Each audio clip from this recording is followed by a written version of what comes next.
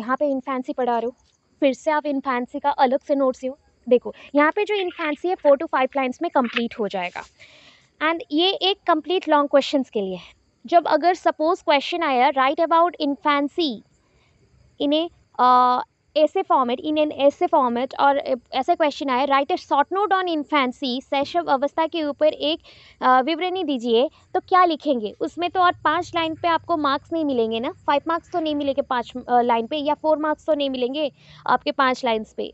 So that आपको लिखने पड़ेंगे 3 से 4 पेज का आंसर, ठीक है? 3 पेज एटलीस्ट लिखना पड़ेगा। तो 3 पेज जैसा इन्फॉर्मेशन भी चाहिए। सो मैं आपको इस टाइम के लिए इन्फॉर्मेशन दे रही हूँ, क्योंकि ये पहला पेपर है, फर्स्ट पेपर है, तो मैं सारा डिटेल्ड करके एज पर योर रिक्वायरमेंट आपके नोट्स जो मांगते हैं, आपके सीटेट के ओटेट के जो डिमांड्स हैं, जो सिलेबस मेंशन होता है, सारी चीज़ों को देखते हुए मैं नोट्स बना दे रही हूँ, ठीक है? उसके बाद से जो भी पेपर्स होगा मैं गाइड करूँगी, आप लोग खुद बनाओगे। एंड थोड़ा बहुत अगर हेल्प चाहिए तो मैं सारे नोट्स दूँगी उसके बाद, ठीक है? अभी आ जाओ इन्फेंसी पीरियड में। इन्फेंसी है बर्थ टू 2 ईयर्स, मतलब हो गया 0 to 2 ईयर्स, 0 to 2 ईयर्स, ठीक है? 0 to 2 ईयर्स हो गया आपके इन्फेंसी। इन्फेंसी मतलब हो गया शैशव अवस्था, शैशव अवस्था हो गया। The development of language start from this stage. मैंने आपको कल भी बताया था, स्टार्टिंग फ्रॉम द क्राइंग। बच्चा रोता है तो रोने से जो साउंड आते हैं, जो हम ऐसे रोते हैं तो रोने से एक आवाज़ आती है, ध्वनि आती है, तो उस वजह से इसमें हम बोल सकते हैं कि लैंग्वेज का डेवलपमेंट यहाँ से स्टार्ट हो चुका है। तो इस पीरियड से आपका लैंग्वेज डेवलपमेंट स्टार्ट हो गया। सेकंड पॉइंट देखो, during this stage the child transition from, transition shifting हो रहा है एक अवस्था से दूसरे अवस्था में, या फिर यहाँ पे बच्चा एक्टिव हो जाता है बहुत ज़्यादा। तो एक छोटा बेबी है, छोटा बेबी से टोडलर में कन्वर्ट होता है, मतलब शैशव काल से वो शिशु अवस्था में चला जाता है। तो ये जो शैशव काल से शिशु अवस्था में जा रहा है, इस स्टेज को हमने इन्फेंसी ही नाम दिया है। ही और she is now able to crawl and work. जैसे अपने चार, हम बोलते हैं ना 4 पैर जानवर होते हैं जैसे, तो ऐसे छोटे बच्चे भी अपने घुटनों के बल पे और हाथों का व्यवहार करते हुए, मतलब हैंड्स का यूज़ करते हुए क्रॉलिंग करते हैं on ground, crawling on ground. तो वो क्रॉलिंग करते हुए चलते हैं, या फिर धीरे धीरे वो खड़े होते हैं और छोटे छोटे कदमों से वो चलते जाएंगे, तो वॉकिंग करते हैं, ठीक है? थर्ड पॉइंट हो गया। अभी देखो अर्ली चाइल्डहुड में आ जाओ। अर्ली चाइल्डहुड क्या बोलता है ना? अर्ली चाइल्डहुड 2 to 6 ईयर्स का है। अर्ली चाइल्डहुड 2 to 6 ईयर्स का है। एंड ये नोट्स आपको सीटेट के कुछ बुक्स हैं, बहुत ही थोड़े से हाईएस्ट बुक्स हैं जो कि सेंट्रल गवर्नमेंट्स के थ्रू चलते हैं, तो उन बुक्स से ही कलेक्ट करके इन्फॉर्मेशन दिए जा रहे हैं। आपके बुक्स से थोड़े से क्या होता है ना, ऐसे टाइप रहता है, एंड कुछ पोर्शन क्या होता है पूरा कॉपी पेस्ट होता है गूगल का। तो मैंने थोड़ा सा चेंज किया हुआ है, लाइन्स को थोड़ा ईजी किया हुआ है, और सिंगल सिंगल लाइन में एक्सप्लेन करने को ट्राई किया, ठीक है? तो फर्स्ट है, इन this stage children spend a lot of time playing with toys, ठीक है? तो अर्ली चाइल्डहुड को कौन सा एज बोलेंगे? अगर बच्चे टॉयज के साथ खेलते हैं, तो खिलौने के साथ खेलते हैं, तो कौन सा एज बोलोगे? Which age? Toy age, very good, toy age बोला जाएगा, ठीक है? Toy age. पहले क्या बोला जाता था ना, आपके जो शैशव काल है ना, मतलब आपका इन्फेंसी पीरियड को ही टॉय एज बोल देते थे, बट ये कंफ्यूजन अभी क्लियर हुआ। एंड इस टाइप पे न्यूएस्ट वर्जन जो आपके NP 2020 आए हुए हैं, उसमें मेंशन है कि आपका जो बच्चा है 2 to 6 ईयर्स में, स्टार्टिंग एज में 2 to 3 ईयर्स में ज़्यादातर वो खेलते रहता है टॉयज़ के साथ, स्पेंड करता है अपना time, lot of time with playing with the toys, so that this period is known as toy age. इस पीरियड को हमने बोल दिया टॉय एज। नेक्स्ट पॉइंट आया, at this stage children do not attend the traditional system. यहाँ पे ना छूटा हुआ है, ठीक है? ये थोड़ा स्पेसिंग का इशू होता है जब हम लोग लैपटॉप में काम करते हैं एंड उसको चेंज करने को ट्राई करते हैं, तो स्पेसिंग का थोड़ा बहुत इशू आता है मोबाइल में। सो इसको याद रखना, ये है आपका do not attend the traditional system of education but they start going to pre school और प्ले स्कूल। अच्छा, मेरे टाइम पे, जैसे मैं कन्फ्यूज़न क्लियर कर रही हूँ कि मेरे टाइम पे मैंने ट्रेडिशनल चीज़ों को ही फॉलो किया था। डायरेक्टली मैं 1 क्लास से ही पढ़ाई की हूँ, स्टार्ट की हूँ। मैंने नर्सरी नहीं पढ़ा, नर्सरी मैं घर पे पढ़ी। LKG UKG मैं गवर्नमेंट स्कूल में थी, तो I am not just like मैंने वहाँ पे स्टडी नहीं किया, और I am not going any type of play school. मैं कभी भी प्ले स्कूल गई ही नहीं हूँ, तो ऐसा चीज़ है। आप में से भी बहुत बच्चे होंगे जो प्ले स्कूल गए नहीं हो, ठीक है? तो हम लोगों ने स्टैंडर्ड 1, स्टैंडर्ड 2 या फिर क्लास 1, क्लास 2 जो भी था, हम वहाँ से कंटिन्यू करें, ठीक है? सो हमने जो फॉलो किया, अगर नॉर्मली नर्सरी ये सब फॉलो नहीं किया है, डायरेक्टली 1 क्लास से हम पढ़ रहे प्रथमा द्वितीय, जिसको बोलते हैं ट्रेडिशनल पॉइंट ऑफ व्यू में एजुकेशन सिस्टम के अकॉर्डिंग, या फिर वैदिक सिस्टम्स के अकॉर्डिंग प्रथमा द्वितीय तृतीया बोला जाता है, उसको फॉलो करते हो तो वो ट्रेडिशनल सिस्टम ऑफ एजुकेशन है, ठीक है। बट अभी के टाइम पे बच्चे क्या करते हैं ना, अभी के टाइम पे बच्चे जो अर्ली चाइल्डहुड में है, they start going to pre school, ठीक है, they are going to pre school और they are start to go preschool. तो प्री स्कूल जाना स्टार्ट करते हैं, प्री स्कूल जाना स्टार्ट करते हैं, तो again this age is known as preschool age. इस समय को हम क्या बोलेंगे, बच्चों का प्री स्कूल एज है, स्कूल से पहले का समय, जहाँ पे बच्चा प्ले स्कूल जाता है और वहाँ पे खेलते हुए पढ़ता है हर एक चीज़ को।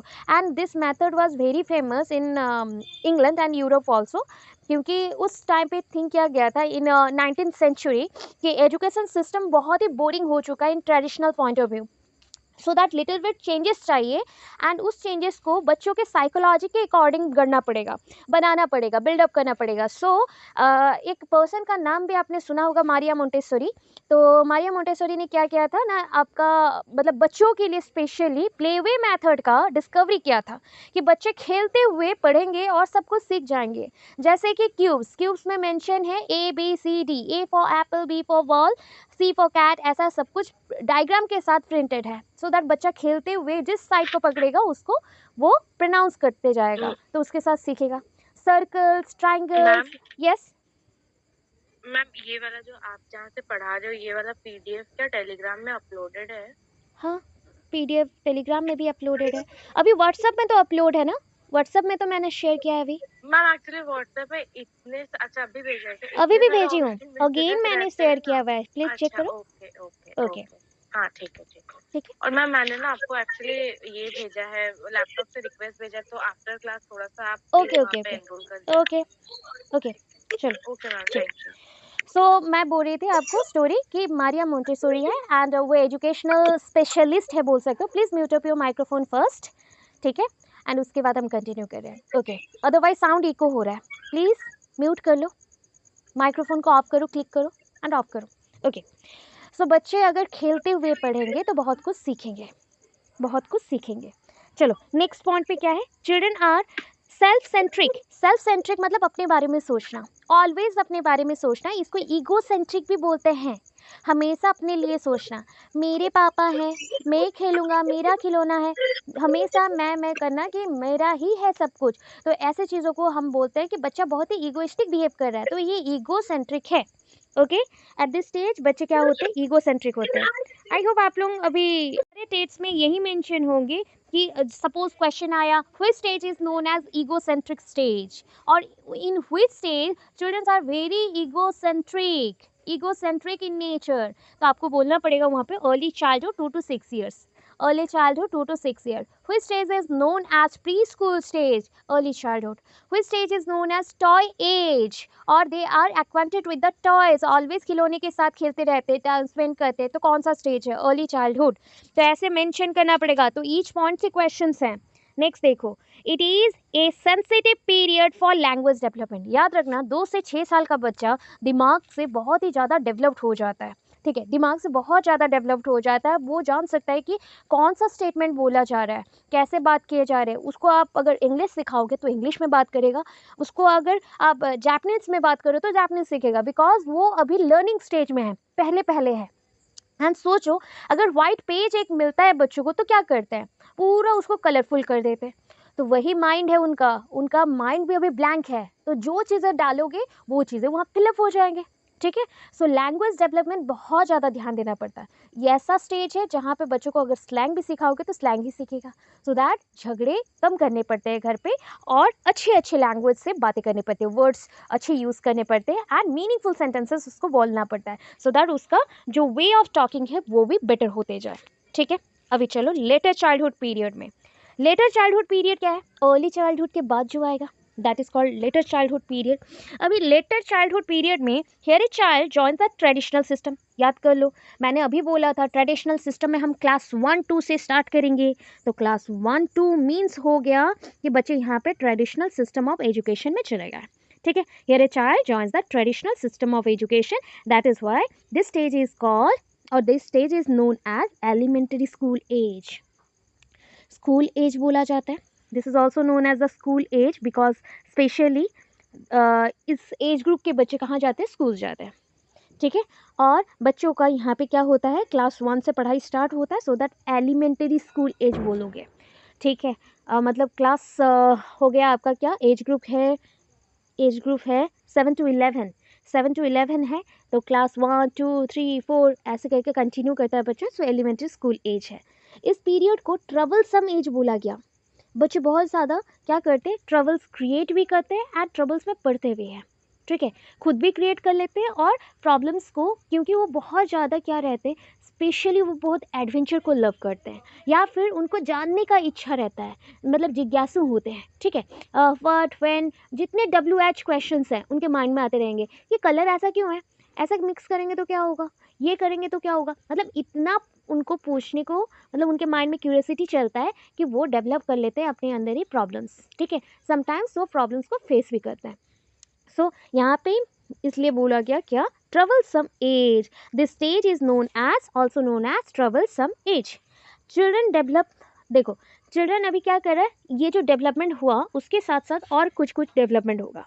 क्या, अभी बच्चे अपना टाइम किसको देंगे, डेवलपमेंट के साथ अपना टाइम किसको देंगे, पीयर ग्रुप्स को. Devote more time with their peer groups.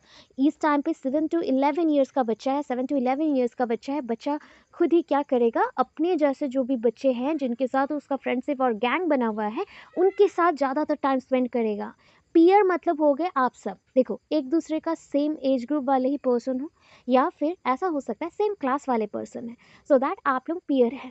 मैं आपकी पीयर नहीं हूँ, मैं सेम एज ग्रुप में आ जाऊँगी बट मैं आपके पीयर ग्रुप में नहीं आ रही हूँ because I am not a student just like you. मैं आपकी क्लासमेट नहीं हूँ, सो दैट मैं आपकी पीयर नहीं बन सकती. ठीक है. आप लोग सेम क्लास से बिलोंग करते हो, एज ग्रुप भी सेम टाइप का है, सो यहाँ पे आपको बोला गया पीयर. ठीक है. सो बच्चे कहाँ पे टाइम स्पेंड करेंगे ज़्यादा से ज़्यादा, अपने पीयर ग्रुप में. Then development of children's creative potential begins. बच्चों का जो क्रिएटिविटी है, क्रिएटिव एक्टिविटी है, कुछ नया बनाना, नया ढूंढ के लाना, ये चीज़ यहाँ पर डेवलप होता है. इसलिए मैंने बोला था बच्चों के माइंड में बहुत ज़्यादा WH क्वेश्चंस अराइज करते हैं, WH क्वेश्चंस अराइज करते हैं बहुत ज़्यादा. Development of children's creative potential begins. इस स्टेज में बच्चों का क्रिएटिव पोटेंशियल स्टार्ट हो जाता है, बिगिन हो जाता है. देन देखो एक्सपीरियंसेस. बच्चों में अभी क्या आ रहा है कि कोई भी काम कर लो तो एक्सपीरियंस मिलेगा, नया चीज़ है. तो experiences of this period influence the child through throughout his life. तो बच्चे को जो एक्सपीरियंस मिलेगा एवरी वर्क से, from every work a child gain some knowledge or gain some experiences, and these experiences already used by them in their life period. Total life period पे वो utilize करेंगे, they utilize their knowledge, utilize their experiences in different field and different work. ठीक है. different work में different field में उसको utilize करेंगे. Next आते हैं एडोलेसेंस और समहाउ इसको प्यूबर्टी पीरियड बोलते हैं. प्यूबर्टी पीरियड क्या होता है, जहाँ पे उनके बॉडी में चेंजेस आएंगे, and this period is also known as teenager period. इसको टीनेजर पीरियड भी हम बोलते हैं. इस पीरियड को स्ट्रेस एंड स्ट्रोम पीरियड भी बोला जाता है. बाय स्टैनली हॉल इसको एक्सप्लेन किया गया है. दिस टर्म कपल ऑफ जो टर्म्स हैं, ये दो टर्म्स हैं, this two terms are discovered by और invented by Stanley Hall. Stanley spelling क्या है, STNLEY, स्टैनली हॉल. ठीक है. Stanley Hall discovered this line, adolescence is the stage of stress and storm. Storm मतलब तूफान, दिमाग में तूफान ही चलते रहता है, मैं ये कर लूँगा, मैं वो कर लूँगा, मतलब मैं सब कुछ कर लूँगा, मैं एबल हो चुका हूँ, मैं बड़ा हो चुका हूँ, मैं सब कुछ कर सकता हूँ. तो ये हो गया दिमाग में सारा कुछ मिक्स होके तूफान आ गया. स्ट्रेस क्यों रहता है, बिकॉज हम बहुत ज़्यादा ओवर थिंकर हो जाते हैं कि ये किया तो ऐसा गलती हो सकता है, वैसा हो सकता है. तो ये जो थिंकिंग है नेगेटिव पॉजिटिव दोनों मिक्स होता है, तो ओवर थिंकर्स बन जाते हैं, तो स्ट्रेस लेवल इंक्रीज करता है. ठीक है. नेक्स्ट देखो this is the most critical stage. अच्छा, which stage is known as troublesome age? Which stage is known as troublesome age? Troublesome. later childhood. Later Later childhood. childhood. Later childhood, अभी पढ़ा था later childhood, okay. याद करना, वो later childhood को troublesome as बोल रहा है, but this stage is known as critical stage. Critical stage because bodily hormones भी चेंजेस हो रहे हैं, bodily hormones are also change and due to hormonal secretion body में activities, bodies activities are also changed. तो body के जितने भी activities हैं वो भी चेंज हो गए, all type of strength potential experiences सब कुछ बदल गए, क्यूरियोसिटी बदल गए, और एक्टिविटीज़ के जो भी रेट थे वो भी चेंज हो गए, एंजाइटी लेवल इंक्रीज हो रहा है, डिप्रेशन बढ़ रहे हैं। तो this stage is called critical stage. इसलिए इस स्टेज को हमने क्या बोला, नहीं ये क्रिटिकल स्टेज है और क्रिटिकल एज है, ठीक है। क्रिटिकल एज भी बोल सकते हो, जैसे ट्रबलसम एज बोला ना, वैसे यहाँ पे आप बोल सकते हो क्रिटिकल एज या फिर क्रिटिकल स्टेज भी बोल सकते हो। एज मतलब जो पीरियड है, स्टेज मतलब अवस्था है, तो दोनों ही लिखोगे तो चलेगा, ठीक है। Then also known as the stage of identity crisis, पहले भी पढ़ चुके हो 2 बार। आइडेंटिटी क्राइसिस होता है यहाँ पे बच्चों को, because they don't know how to deal with this situation, they think that they are just like garbage of the house, घर का वो गार्बेज है ये सोचना स्टार्ट कर देते हैं। They think that they are superior, some children's also think that कि they are superior than the adults, they always try to prove that they are leader of the family, they try to take the responsibilities, but they don't know how to behave with these changes of your body or changes of the body. So जो भी changes हो रहे हैं शरीर में, body में, उसके साथ कैसे लड़ना है उसको नहीं पता, बट वो थिंक करता है कि मैं अब बड़ा हो गया, मैं बड़ों के साथ समान हूँ, सेम हूँ, एंड मैं ऑलवेज ट्राई करूँगा लीडरशिप जैसा कैरेक्टर को डेवलप करने में। डेवलप करो but at a time leader मत बन जाओ। पर्सनालिटी चेंज होगा, एटीट्यूड चेंज होगा, बॉडी के स्ट्रक्चर्स चेंज होंगे, वॉइस चेंज होगा, मुस्टेच बियर्ड्स आना मेल में स्टार्ट करेगा, मैं कल भी बोली थी सोल्जर का ब्रॉडन होना, या फिर लड़कियों में ब्रेस्ट का development, menstruation cycle, hip portion broaden, या फिर वॉइस चेंज ऑल्सो, फेशियल जो आपका हेयर है वो डेवलपमेंट, बॉडीली हेयर डेवलपमेंट, इतने सारे रिएक्शन होते हैं। उसके साथ खुद ही नहीं पता चलता है कि अभी मुझे क्या करना चाहिए, सो दैट आइडेंटिटी क्राइसिस भी होता है, रोल कन्फ्यूज़न भी होता है, रोल कन्फ्यूज़न आइडेंटिटी क्राइसिस इसी में होगा। अभी देखो, eight this stage adolescents face many social biological and personal change. अभी बोला सोशल, जैसे कि ना बॉडी में कुछ भी एक बदलाव आता है ना तो हमें डर लगता है कि how to deal with this society, society think that I am useless. मैंने अभी बोला ना, वो थिंक करना स्टार्ट करता है कि मैं गार्बेज हूँ उस पॉइंट पे, ठीक है, मेरा कोई और वैल्यू नहीं रहा, मैं शायद मर जाऊँगा, मेरा और कुछ है नहीं, ऐसा भी थिंक करता है, तो उसको बहुत ज़्यादा स्ट्रेस होता है। इस पीरियड में बच्चे को लगता है कि उसका पर्सनालिटी जो है बहुत ज़्यादा ही चेंज हो रहा है, and nobody ask about their life, nobody ask about their personal changes, bodily changes, they always try to avoid them because they think that वो तो बड़ा हो गया, यही उसके माइंड पे आएगा कि लोग अभी हमें सेपरेट करके रख देंगे, अलग रख देंगे। तो इस वजह से उसको सोशल बायोलॉजिकल बॉडीली इश्यूज आएंगे, एंड पर्सनालिटीज़ में भी चेंजेस आएंगे, और अपने पर्सनल वैल्यूज़ में भी चेंजेस आएंगे, मतलब अपने फैमिली के साथ थोड़ा बहुत रिलेशनशिप में चेंजेस आ जाएंगे, या फिर फैमिली से आप ज़्यादा क्लोज हो जाओगे या फिर दूर हो जाओगे। तो इतने सारे चेंजेस आते हैं एडोलेसेंस पीरियड में। एडोलेसेंस में ये पीरियड में चेंजेस आ गए, ठीक है। अभी और भी है, और भी थोड़ा सा है। दिस स्टेज इज ऑलरेडी, हमने क्या मेंशन किया था, stress syndrome, and also mention that this stage is about role confusion, identity crisis, etc. This stage is a middle point. This stage is a middle point between the childhood, later childhood and adulthood period. Adolescence जो period है, जैसे अगर मैं diagrammatic draw करूँ क्या क्या बनेगा, तो डायग्रामेटिक में क्या होता है, सपोज थिंक कर लो, इधर जाओगे तो मिलेगा एडल्टहुड, ये एडोलेसेंस है, ठीक है, शॉर्टकट में लिख रही हूँ एडोलेसेंस। इधर आओगे तो letter childhood and early childhood, early childhood and later childhood. तो इन दोनों के बीच में, ठीक है, ये किसका काम कर रहा है, बीज मतलब ब्रीज का काम कर रहा है, कनेक्शन पाथ क्रिएट कर रहा है, या फिर ये एक जस्ट लाइक ट्रांजिशनल पॉइंट है। अगर आगे चल गए तो हम पहुंच जाएंगे चाइल्डहुड में, अगर पीछे आ रहे हो तो हम एजेड बनेंगे, एडोलेसेंस से एडल्टहुड में पहुंच जाएंगे, इसलिए इसको ट्रांजिशनल स्टेज भी बोला गया।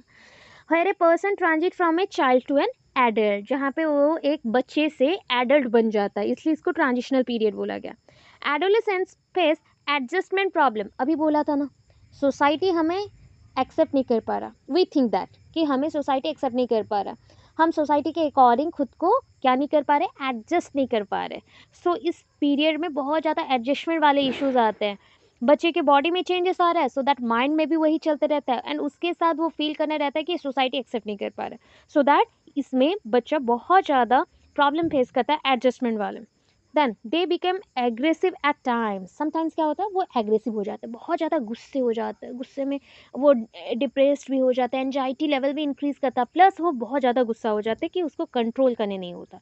Then next, in this stage thought becomes more abstract and logical. इस स्टेज में एक ही अच्छा चीज़ है जो कि हम सोचने का जो क्षमता है ना, पोटेंशियलिटीज़ है, thinking potentialities already change to developed part, already changed to develop part. That means we think very specifically, we don't think just like the general point of view. हम think करते हैं अभी specific point में, निर्दिष्ट आकार से हम think करना start करते हैं। abstract thinking मतलब देखो, एक पोएम पढ़ रहे हो, एक पोएम का अगर पूरा चीज़ों को छानबीन करके 4-5 लाइन पे लिखते हो तो उसको हम एब्स्ट्रैक्ट बोल सकते हैं, कि पूरा डिटेल नहीं लिखा, जो जो इंपॉर्टेंट है उस पॉइंट को निकाल लिया, तो दिस इज कॉल्ड एब्स्ट्रैक्ट। जितना ज़रूरत है उतना, मतलब डिटेल्ड बट जितना ज़रूरत है उतना।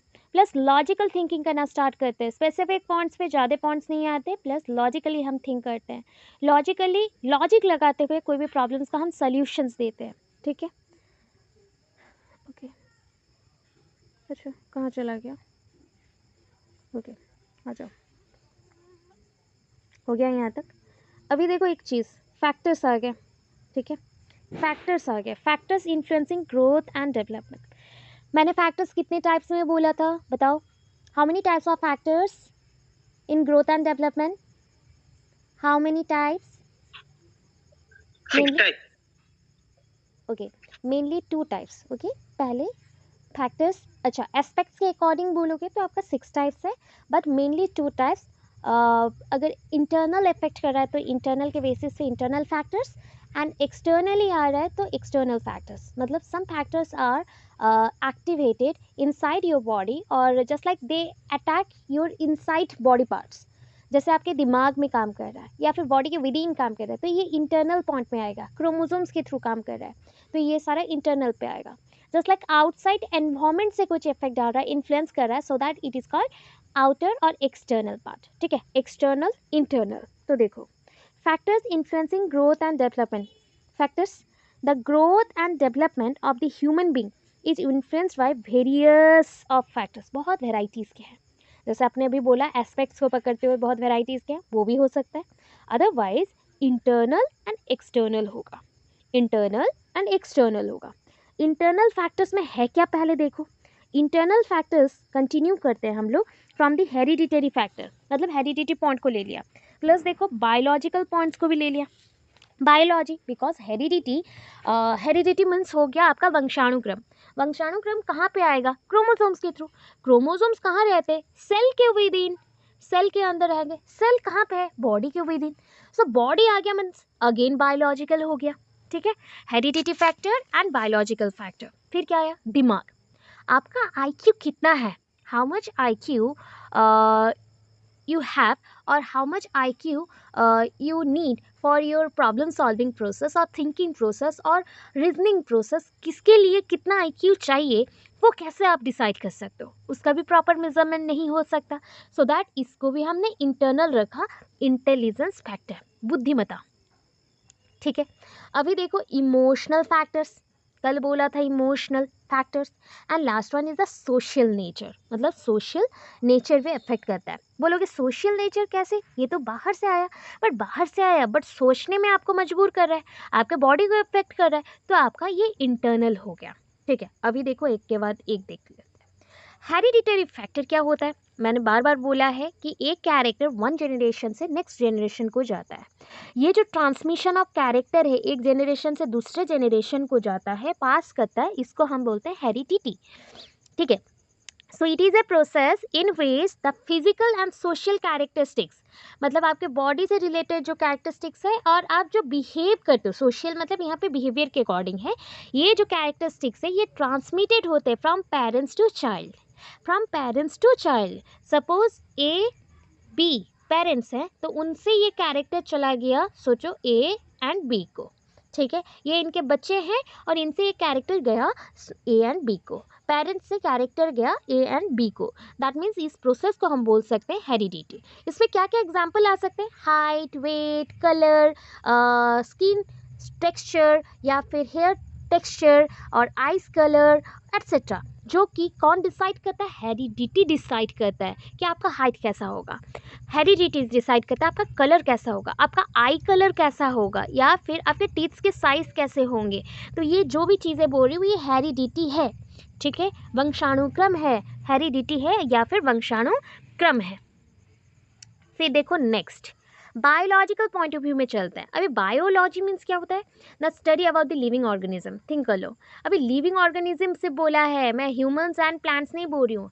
एट ए टाइम यहाँ पे ह्यूमंस, एनिमल्स, बर्ड्स सबको ही आते हैं। जितने लिविंग थिंग्स आपके सराउंडिंग में प्रेजेंट है these are called biological. And इसको बायोलॉजी में हमने स्टडी किया, इसलिए बायोलॉजी इंपॉर्टेंट हो गया।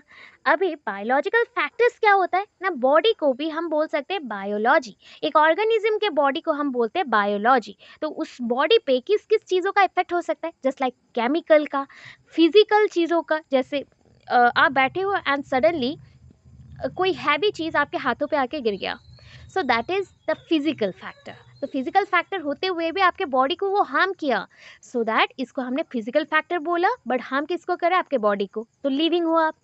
फिजियोलॉजिकल, फिजियो प्लस लॉजिकल, तो बॉडी के विद इन ना बहुत सारे रिएक्शंस हैं जो कि हम कंट्रोल नहीं कर सकते। जैसे एक्सक्रीशन, टॉयलेट जाते हो, जैसे हो गया हम लोग नाइट्रोजनस वेस्ट, मतलब वेस्ट मटेरियल को रिलीज़ करने के लिए वॉशरूम जाते हैं या बाथरूम जाते हैं, तो ये भी हो जाएगा। और क्या है, बॉडी से कोई चीज़ों को आप रिलीज़ कर रहे हो, जैसे आपके बॉडी में पिंपल्स हुआ है, उससे आप क्या कर रहे हो, पज निकल गया, रिलीज़ हो गया। आपके बॉडी में डिफरेंट टाइप ऑफ डिजीज़ हो गया है, उससे आपके स्किन्स छूट गए हैं, मतलब स्किन्स जो भी रप्चर होके निकल रहे हैं। तो ये जो छोटे छोटे से पॉइंट्स बोले, these are the biological factors, क्योंकि बायोलॉजी को इफेक्ट कर रहा है, मतलब बायोलॉजिकल जो लिविंग थिंग्स है उसको इफेक्ट कर रहा है। प्लस इसमें सबसे इंपॉर्टेंट चीज़ और क्या है? न्यूरोलॉजिकल एंड आपका genetics. Neuro means nervous system, nervous system के थ्रू से हम क्या कर सकते हैं, थ्रू आउट जो बॉडी का मूवमेंट है वो कंट्रोल होता है, इसलिए न्यूरोलॉजिकल फैक्टर भी बहुत इंपॉर्टेंट है। एंड और एक क्या है आपका जेनेटिक। जेनेटिक क्या होता है? जो हेरिडिटी हमने पढ़ा उसी को ही जेनेटिक भी बोला जाता है, जहाँ पे जीन एंड क्रोमोसोम का इन्वॉल्वमेंट हो उसको हम जेनेटिक बोलते हैं। सो ये सारा जो मेन फैक्टर्स हैं जो ह्यूमन को क्या करता है, उसके कैरेक्टर डिफाइन करने में या फिर उसके जो डेवलपमेंट में वो क्या करता है, एक फैक्टर जैसा काम करता है, इन्फ्लुएंस करता है धीरे धीरे। चलो next, the children who are physically weak can not do well in growth and development, मतलब जिनका फिजिकली, सोच लो Excuse आप। me, ma'am. यस, କେମିକାଲଟା ବୁଝିହେଲାନି। ଡ୍ରଗ୍ସ ୟୁଜ୍ କରୁଛ, ମେଡ଼ିସିନ୍ସ ଖାଉଛ, କପ୍ ସିରପ୍, ହଁ ଓକେ, ତ ସେଟା ଖାଇଲେ ତୁମର ବଡ଼ିରେ କିଛି ଚେଞ୍ଜେସ୍ ଆସେ? ମେଡ଼ିସିନ୍ସ ନେଲେ ଚେଞ୍ଜେସ୍ ଆସୁଛି? ହଁ ଗ୍ୟାସ୍ ଗ୍ୟାସ୍ ओके, ପ୍ରୋବ୍ଲେମ୍। अच्छा, जहाँ भी बहुत सारा ऐसे, ओनली गैस प्रॉब्लम तो नहीं, मेडिसिन ले ले बहुत सारे रिएक्शन में, जस्ट लाइक आप फीवर का मेडिसिन ले रहे हो तो फीवर आपका क्या हो जाएगा, कम हो जाएगा, धीरे धीरे रिड्यूस हो रहा है। और एनी टाइप ऑफ मेडिसिन जिसको आप यूज़ कर रहे हो, जिसमें जिसका फॉर्मेशन ही केमिकल से बनेगा, जिसका परमानेंट जो स्ट्रक्चर है वो केमिकल से फॉर्म हो रहा है, तो उसको जब यूज़ कर रहे हो तो बॉडी में इफेक्ट आएगा। बायोलॉजिकली स्ट्रक्चर आपके क्रोमोसोम्स के भी चेंज हो सकते हैं। एंड इसको और भी ज़्यादा समझना है तो बायोलॉजी पढ़ना पड़ेगा, ठीक है, इतना समझो। जो मेडिसिन और जब एक खाना खा रहे हो, जैसे ऑयल ज़्यादा यूज़ कर रहे हो बॉडी के लिए, ऑयली फूड इनटेक कर रहे हो, या फिर एक्सेसिव प्रोटीन्स यूज़ कर रहे हो, ये भी केमिस्ट्री का पार्ट है। एक्सेसिव कार्बोहाइड्रेट भी ले रहे हो, ये भी बहुत ज़्यादा यूज़ हो गया बॉडी के लिए, तो डायबिटीज़ हो सकता है। डिजीज़ेस क्रिएट भी हो सकते हैं, अगर ड्रग से मतलब आपके डिजीज़ क्योर हो सकते हैं तो डिजीज़ क्रिएट भी हो सकते हैं। एक्सेसिव लेने से, कोई भी चीज़ ज़्यादा लेना हानिकारक होता है, तो वही चीज़ है केमिकल से। दैन देखो और क्या है, it is a main factor to determine human behaviour. एक एग्जाम्पल दिया गया छोटा सा, क्रॉस किया नहीं गया है, ये सारा क्रॉस नहीं है, पॉइंट्स के लिए मार्क किया गया है, एरो मार्क के लिए शॉर्टकट लिखा गया है, ठीक है, क्रॉस नहीं है। चलो, the children who are physically weak, जो बच्चों को आप बोलते हो ना फिजिकली वीक है, तो उनके बॉडी में एक सोचा, एक छोटा बच्चा है जिनका पोलियो अटैक किया है, ठीक है, पोलियो हुआ है, तो उसके हैंड्स एंड लेग्स क्या होंगे, जो जॉइंटेड पोर्शंस होंगे वो बहुत ज़्यादा थीन होगा, ठीक है, थीन है। सो वो वीक होगा फिजिकली, वो बच्चे वीक होंगे, they are very weak, and उनका ग्रोथ एंड डेवलपमेंट भी प्रॉपर नहीं होगा। तो ऑलमोस्ट सोचो कोई भी बॉडी में डिजीज़ है या कोई भी चीज़ को ज़्यादा हैवीली खाते हो, माल न्यूट्रिशन हो, कुपोषित हो, पोषण अच्छा नहीं ले रहे हो, कुपोषित हो, तो तब भी आपका बॉडी वीक हो जाएगा, धीरे धीरे आपका ग्रोथ एंड डेवलपमेंट नहीं होगा, specially in the case of children, because उस टाइम पे बच्चे का ग्रोइंग पीरियड है।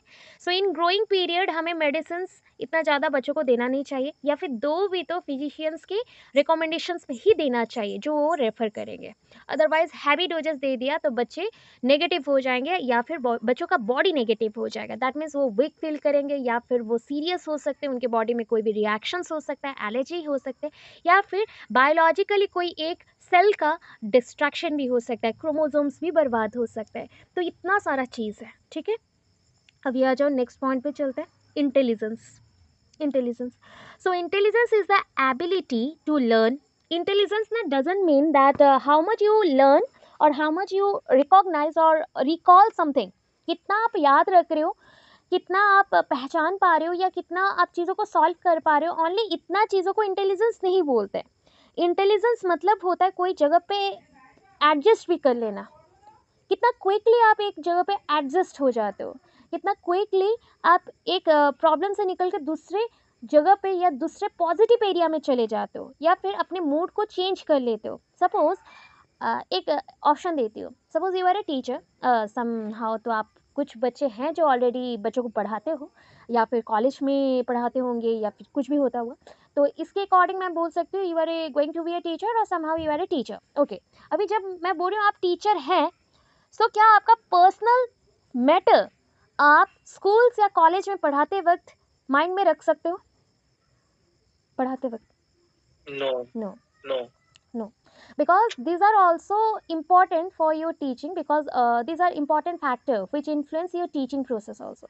दिन भर आप जैसे भी रहो, जब आप टीचिंग में आ रहे हो तो आपका प्रोफेशन एंड पर्सनल लाइफ अलग होना चाहिए, ठीक है। ये चीज़ आप समझ पा रहे हो, because you are a adult person, you are an adult person. मगर एक छोटा बच्चा जब ग्रो कर रहा है तो उसको तो पता नहीं है ना कैसे हैंडल करे, तो उनमें इंटेलिजेंस पावर के थ्रू ही समझाया जा सकता है कि एक इंसान अगर एडजस्ट हो सकता है कोई भी सिचुएशन में, कोई भी सिचुएशन में, और प्लस वो जल्दी से जल्दी रिकॉग्नाइज चीज़ों को कर सकता है, या फिर सॉल्व कर सकता है, या फिर लर्न कर सकता है। Suppose I am not a good teacher, so I'm trying to adjust in the new area with a new method, new curriculum, and try to speak some mother tongue also of native language में बात कर रही हूँ या mother tongue में बात कर रही हूँ, that means ये चीज़ें हैं जो मैं क्विकली रिस्पॉन्स दे रही हूँ कि एडजस्ट करना है, एडजस्ट करना है। एंड जिस चीज़ ने आपको दिमाग में बत्ती जलाया कि कौन सा फैक्टर है जो इतना आपको एक्टिव कर रहा है, तो वो फैक्टर है आपका इंटेलिजेंस। इंटेलिजेंस बताता है कितना क्विकली आप कोई चीज़ों को रेस्पॉन्स देते हो, या एडजस्ट करते हो, या लर्न करते हो, ये आपके एबिलिटीज़ को इंक्रीज करता है, ठीक है। सो देखो क्या लिखा है, intelligence is the ability to learn, adjust and take the right decision at the right time, ठीक है। कोई पर्सन होगा, एक सिचुएशन मैंने दिया कि विद इन ए आवर आपको एक प्रॉब्लम को सोल्यूशन निकालना है, ठीक है। वो पर्सन क्या किया, घूम फिर के आया, 5 घंटे बाद मैसेज करता है या फिर कॉल करता है, मैम हमने प्रॉब्लम का सोल्यूशन निकाल दिया। क्या ये अभी यूजफुल होगा? सोचो। No, ma'am. No ma'am, because मैंने एक टाइम पीरियड दिया था कि 1 घंटे के अंदर ही बोलना है, with in an hour, but with in an hour तो हुआ ही नहीं, बल्कि उसने क्या किया, बहुत लेजीनेस दिखाया एंड 5 घंटे में मुझको आंसर दिया। सो ये चीज़ हो गया आपका इंटेलिजेंस। देखो वो पर्सन को अभी वो जितना भी इंटेलिजेंट रहे, ड्यू टू लेजीनेस उसको हम डम में ही काउंट करेंगे, स्टूपिड में ही काउंट करेंगे, बिकॉज उसको टाइम का पता नहीं है, टाइम से उसका कोई भी रिलेशन नहीं है, या पंक्चुअलिटी के बारे में उसको पता नहीं है, ठीक है। सो इंटेलिजेंस में और एक भी पॉइंट आता है, पंक्चुअलिटी, पंक्चुअलिटी, ठीक है। तो ये सारी चीज़ है, राइट टाइम पे राइट डिसीजन लेना बहुत इंपॉर्टेंट होता है, पंक्चुअलिटी एक पॉइंट है उसके लिए। And it has important relationship with growth and development, growth and development के साथ इसका बहुत इंपॉर्टेंट रिलेशनशिप है, and specially with the physical development और शारीरिक विकास वाला जो फैक्टर है उसके साथ, ठीक है। देखो it affects their social behaviour, moral judgement and emotional makeup also, ठीक है। जो इमोशनल अभी बोला ना मैंने, एक प्रॉब्लम को आपने सोल्यूशन करने के लिए मैंने 1 घंटा दिया था, बट आप प्रॉब्लम को 1 घंटे में नहीं 5 घंटे में सोल्यूशन किया। तब तक सोचो, एक डॉक्टर एक ऑपरेशन करने जा रहा है एंड उसको टाइम का मतलब नहीं है, मतलब पंक्चुअलिटी वो नहीं है, तो वो किसके लिए ज़िम्मेदार होगा? कोई भी सिचुएशन के लिए, क्रिटिकल सिचुएशन के लिए ज़िम्मेदारी उसका होगा। रिस्पॉन्सिबल वो है, एक पेशेंट अगर डेथ हो गया तो वो रिस्पॉन्सिबल है। वो चीज़ बोल रही हूँ मैं। इंटेलिजेंस वो बोलता है कि सही समय पे सही डिसीजन ले लो, ठीक है। पंक्चुअलिटी वो चीज़ है, इंटेलिजेंस का पार्ट है, ठीक है। अगर वो करेक्ट किया तो इमोशनली आप स्ट्रांग रहेंगे, ठीक है। मोरल जजमेंट भी आपका अच्छा होगा, नैतिक विचार, जजमेंट दैट इज़ अ नैतिक विचार, नीति के साथ विचार भी आपका अच्छा रहेगा। सोशल बिहेवियर भी आप अच्छा करोगे। So almost physical development and आपका जो इंटेलेक्चुअल डेवलपमेंट है, ये दोनों अगर प्रॉपर चलते रहे तो बाकी सारे डेवलपमेंट भी अच्छा अच्छा चलते जाएगा, ठीक है। नेक्स्ट देखो, कल बोल चुकी हूँ इमोशनल फैक्टर्स, बहुत टाइम बोल चुकी हूँ, मतलब इसका रोल आपके ग्रोथ के ऊपर बहुत इंपॉर्टेंट है। सोचो, suppose you are in a bad condition, okay, suppose you are in a bad condition and situation is very worst type, okay, you tried a lot but you couldn't be able to separate from this situation. अब उससे निकल नहीं पा रहे हो, निकलने को try कर रहे हैं हम, बहुत ट्राई कर रहे हैं, निकल नहीं पा रहे हैं। सो क्या ये फैक्टर आपके बॉडीली ग्रोथ में डेवलपमेंट को हैम्पर करेगा? ग्रोथ एंड डेवलपमेंट को इन्फ्लुएंस करेगा? यस और नो, करेगा या नहीं करेगा? आप emotion, yes ma'am, just like आप जिस दिन बहुत सैड होते हो, सोचो कि किसी के साथ ब्रेकअप हो गया तो क्या होता है, पूरे दिन रोते रहते, हाँ, खाना पीना कुछ नहीं एंड टाइम वेस्ट, टाइम का टाइम भी गया, वो पर्सन भी गया, लाइफ बर्बाद हो गया कुछ समय के लिए। फिर हम क्या करते हैं, क्विकली हमारा माइंड क्या करता है, मेकअप करता है, माइंड मेकअप होता है, माइंड मेकअप होता है and emotionally you become a strong person, you are become a strong person, after that you solve every problem and उसके बाद आप इजीली किसी को ट्रस्ट भी नहीं करते हो, प्लस आपका जो रिस्पॉन्स होता है बहुत स्ट्रांग रिस्पॉन्स आता है। सो ऑलवेज ट्राई करना कोई भी इशू को जल्दी से जल्दी सॉर्ट आउट करने को, तब देखो आपके लाइफ अच्छे चलेंगे। सो यही चीज़ बता रहा है इमोशनल फैक्टर, कि इमोशनल जब आप बहुत ज़्यादा हो जाते हो, ये आपके बॉडी को बहुत ज़्यादा अफेक्ट करता है। छोटे बच्चों में तो ये बहुत ज़्यादा अफेक्ट करता है, specially in adolescent period, because अगर आप इमोशनली बहुत ही ज़्यादा नर्वस हो या फिर शाई टाइप हो या फिर ब्रोकन हो, देन आपका ग्रोथ एंड डेवलपमेंट मतलब अल्टीमेटली स्टॉप हो जाएगा। आप वीक होते जाओगे, आप लेज़ी होते जाओगे एंड आपका ग्रोथ एंड डेवलपमेंट नहीं होगा प्रॉपरली, ठीक है। अगर बहुत ज़्यादा गुस्सा करते हो ना, तो देखना गुस्सा में भी मतलब एंजाइटी लेवल बहुत ज़्यादा है, डिप्रेशन लेवल बहुत ज़्यादा है बॉडी में।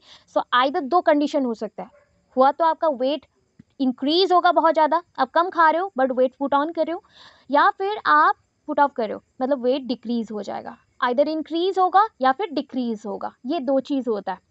अगर हम लोग बहुत ज़्यादा गुस्सा करते हैं, एवरी टाइम डिप्रेशन एंजाइटी में रहते हैं, या फिर जेलसी से ज़्यादा इश्यूज नहीं आता, बट जेलसी से दिमाग खराब होता है, याद रखना, and are badly affected their overall development, मतलब आपका टोटल डेवलपमेंट को ये खराब कर देता है overall, even if your personality also change due to this type of issues, ठीक है। आप अगर एंगर को कंट्रोल नहीं करते, एंगर इश्यूज है आपको, सो आप किसी के सामने भी कुछ भी बोल दोगे एंड आपको याद नहीं रहेगा, ज़्यादा गुस्सा में कुछ भी लाइन बोला होगा आपको याद नहीं रहता है। ये इंसानों का पर्सनालिटी एक है, ठीक है। उनको जल्दी से गुस्सा आता है एंड वो कुछ भी बोल देते हैं, उसके बाद उनको याद नहीं रहता, बिकॉज एंगर में आपका जो स्कीमास हैं वो ब्रस्ट अप होना स्टार्ट करते हैं। स्कीमास क्या है, नॉलेज यूनिट है, वो ब्रस्ट अप होते हैं एंड जो भी मेमोरी को स्टोर करके रखा था इतने सालों से या इतने दिनों से किसी भी पर्सन के रिलेटेड, वो ब्रस्ट अप होकर निकल जाता है एंड उसके बाद आप क्या करते हो, वो चीज़ों को भूल जाते हो, ठीक है। ये भी आपको पॉजिटिव नेगेटिव दोनों इफेक्ट आपके बॉडी में देता है, ठीक है। चलो, सोशल नेचर का मतलब होता है socialization, how to develop your social behaviour to adjust in the society, सामाजिक अवस्था को कैसे आगे लेके जाए कि हम सोसाइटी में, समाज में क्या हो जाए, रहने लायक बन जाए और एडजस्ट कर ले, ठीक है। सोसाइटी में रहने लायक बन जाए और एडजस्ट कर ले, तो socialization helps him to achieve growth and development in the society. Socialization मतलब हो गया ability to adjust with the society, ability to adjust with the society और adapt the society's rules and principle, ठीक है। Next point में आ रहे हैं अभी, एक्सटर्नल फैक्टर। अच्छा, एक्सटर्नल मतलब हो गया, एक्स मतलब आउटसाइड, एक्सटर्नल बोल दिया। अभी external factor lying outside, lying outside of the individual. कोई भी पर्सन है तो कोई भी पर्सन का अगर बाहर से कुछ देख रहे हो, जैसे ये मान लो ये अभी मेरा पर्सन है, अभी मेरा पर्सन के ऊपर ना हंसना मत, ठीक है, अभी बना नहीं सकते, तो ये मेरा पर्सन है, ठीक है। तो ये पर्सन को अगर आउटसाइड से कोई इफेक्ट आ रहा है, आउटसाइड से कोई इफेक्ट दे रहा है या फिर इन्फ्लुएंस कर रहा है, तो उसको हम बोलेंगे एक्सटर्नल, ठीक है, एक्सटर्नल। आपको अगर बाहर से कोई इफेक्ट कर रहा है तो उसको हम बोलेंगे एक्सटर्नल, वो फैक्टर को हम बोलेंगे एक्सटर्नल फैक्टर। तो फर्स्ट थिंग ना, हम मदर उम से स्टार्ट कर रहे हैं, ठीक है। एक चीज़ फील करोगे, सारे बीएड के स्टूडेंट्स हैं ना, थिंक करना, you are a great person in the coming time, you are a great person, ठीक है, you are becoming great person, okay, बहुत जल्दी होने वाले हो great person, and you are just like a amazing teacher, जैसे बोलते हैं ना, मतलब आप सारे मजिशियंस हो, ठीक है। You can change your children's mind, आपके बच्चों के माइंड को आप चेंज कर सकते हो, यू आर ए मजिशियन, ठीक है, आप मजिशियंस हो। जस्ट लाइक आप सॉल्व कर सकते हो उनके इश्यूज़ को, you are a doctor also, ठीक है, आप डायग्नोज करते हो, इश्यूज़ को भी डायग्नोज करते हो। सोचो आप एज ए टीचर कितने सारे रोल प्ले कर रहे हो, you are a good coacher भी हो, you are a good player also, आप प्लेयर हो, ठीक है। तो as a teacher we have to play many roles at a time, एक साथ हमें बहुत सारे रोल्स प्ले करने पड़ते हैं, हम एक्टिंग करते हैं, this is your real life acting, real time acting. तो रियल टाइम एक्टिंग में बच्चों को इतना चेंज करना है तो आपको 2-3 चीज़ें छोड़ना पड़ेगा, जैसे एंगरनेस टोटल छोड़ दो, अपना प्रोफेशनल लाइफ को ज़्यादा टाइम देना, पर्सनल लाइफ को टाइम दो बट पर्सनल लाइफ को मिक्स मत करो अपने प्रोफेशनल लाइफ के साथ। Plus always think about other person of the society, you are just like a social worker because you think about your children and plus your surrounding children, because they are also same with your children, मतलब वो भी आपके बच्चों के साथ same है, तो ये थिंक करना, ठीक है। सो हम जो एनवायरमेंट देते हैं ना, उससे पहले जो एनवायरमेंट बच्चों को मिलता है कहाँ से मिलेगा, मदर रूम से मिलेगा। सो environment available in the womb of the mother, पहले तो देखो माँ के पेट में कैसा एनवायरमेंट मिल रहा है, ठीक है, कैसा एनवायरमेंट मिल रहा है। जैसे मदर वूम्ब में एनवायरमेंट रहेगा तो जैसे एक पानी जैसा थैला मान लो, सोच लो कि आपने क्या किया, एक टैंकी लिया एंड टैंकी के अंदर बड़े से एक टॉय को फेंक दिया, ठीक है, वैसा ही कुछ कंडीशन मदर के वूम्ब में भी रहेगा, ठीक है, सेम कंडीशन। अभी फील करने के लिए बोल रही हूँ, सोचो आपके पेट में पानी है एंड पानी के अंदर बच्चा रह रहा है, तो बच्चों को कवरिंग चाहिए, तो कवरिंग के लिए 2-3 लेयर भी है, न्यूट्रिशंस के लिए एक लेयर है, प्रोटेक्शन लेयर्स बन गए, तो ऐसे रहते हैं बच्चे, ठीक है। अभी देखो लाइन क्या लिखा है, कौन सा एनवायरमेंट आ रहा है, the environment of the womb of the mother influence the growth and development of the children. सोचो 0 to 270 days, 270 to 280 days, 9 month का पीरियड है, 9 मंथ एंड 10 डेज का पूरा पीरियड रहता है। ये जो 9 महीना 10 दिन का समय है, इसमें 3 ट्राइमेस्टर्स होते हैं, सेमिस्टर्स मीन्स 6, ट्राइमेस्टर्स मीन्स 3, तो 3 into 3 मंथ्स रहते हैं, तो 9 मंथ्स हो गया total. And every time first 3 months में बच्चों का, फर्स्ट जो 3 मंथ है उसमें बच्चे का क्या होता है ना, एक सीड से वो शेप में आता है, धीरे धीरे सेल डिवाइड होते होते वो थोड़ा बड़ा होता है, फिर सेकंड में वो थोड़ा सा और डेवलप्ड हो जाता है, डेवलप्ड होगा तो बॉडी के डिफरेंट टाइप्स ऑफ बोन का फॉर्मेशन हो गया, मसल्स आ गए थोड़े थोड़े से, ज़्यादा नहीं, थोड़ा थोड़ा, एंड उसके बाद बॉडी का डिफरेंट पार्ट्स बनना स्टार्ट करा। एंड लास्ट ट्राइमेस्टर जो है, लास्ट ट्राइमेस्टर मतलब लास्ट वाला 3 मंथ्स, उसमें बॉडी को बहुत ज़्यादा न्यूट्रिशंस चाहिए, जैसे बच्चा बहुत ज़्यादा एक्टिव हो, उसके नेल्स डेवलपमेंट, हेयर्स डेवलपमेंट, पूरा प्रॉपर फेस का स्ट्रक्चर आना, ये सारा कुछ डेवलप्ड होता है। तो ऐसा जो स्टेजेस है, इसके लिए क्या चाहिए, food supply. Without food one can not alive, मतलब कोई भी पर्सन अलाइव नहीं रह सकता, जिंदा नहीं रह सकता खाने के बिना। तो अगर बच्चा इतना छोटा है तो खाना कहाँ से लाएगा, तो मदर वूम्ब में है तो मदर से ही वो खाना लेगा, थ्रू द अम्बिलिकल कॉर्ड, एक कॉर्ड जैसा रहता है, तार जैसा मान लो, उसके through food supply, blood supply, water supply, सब कुछ सप्लाई होता है। अगर मदर अभी अल्कोहलिक है, बहुत ज़्यादा ड्रग्स लेती है या अल्कोहलिक है, उसका इफेक्ट भी बच्चे को ही पड़ेगा, एंड नतीजा क्या आएगा, रिजल्ट इज़ दैट कि बच्चे हैंडीकैप्ड हो सकते हैं, बच्चों का बॉडी अंडर डेवलप्ड हो सकता है, प्री मैच्योर बेबी आ सकता है, बच्चों का कोई भी एक पोर्शन अधूरा हो सकता है या फिर फॉर्म नहीं हुआ है, ऐसे भी स्ट्रक्चर्स आ सकते हैं। मैं थोड़ा सा बस बोली आपको एक एग्जांपल देके, यही पॉइंट लिखा गया यहाँ पे, देखो थोड़ा सा कि biological factor affects the behaviour of the organism. This factors can be physical, अच्छा मैं पॉइंट्स नीचे आ गई, थोड़ा सा नीचे आ गई, एक्सटर्नल फैक्टर्स में थी, सो सॉरी। Okay.